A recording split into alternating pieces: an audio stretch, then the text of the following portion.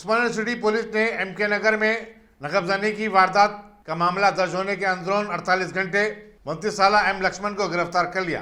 मुलजिम की खजत से मसरूखा 105 तोले तराई जेवरात, 12 लाख रुपए के नकद रकम, जुमला मालियत 65 लाख रुपए को बरामद किया।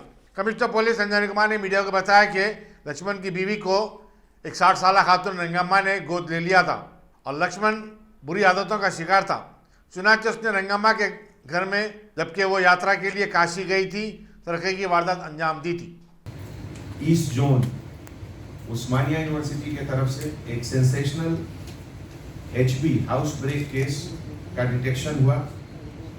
ये crime number 418/21 Osmania university police station का केस है, जिसमें एक कंप्लेनेंट रंगम्मा जोगनी, इनके घर से एंसेस्ट्रल प्रॉपर्टी ज्वेलरी की चोरी हुई थी और कैश के साथ।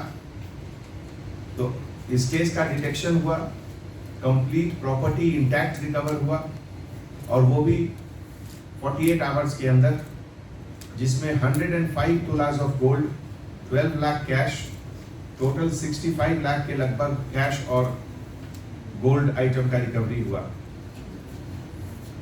केस के समय से ही एक सस्पिशन, एक डाउट मंडाला लक्ष्मण के ऊपर जा रहा था, जो तारनाका का रहने वाला है। और आज ईस्ट जोन का टीम इस अक्यूज्ड को, मंडाला लक्ष्मण को, जो कि ये कंप्लेनेंट से रिलेशन में भी है इसका, उसको ये लोग अरेस्ट करे और उसके पास से ये पूरा सामान बरामद हुआ।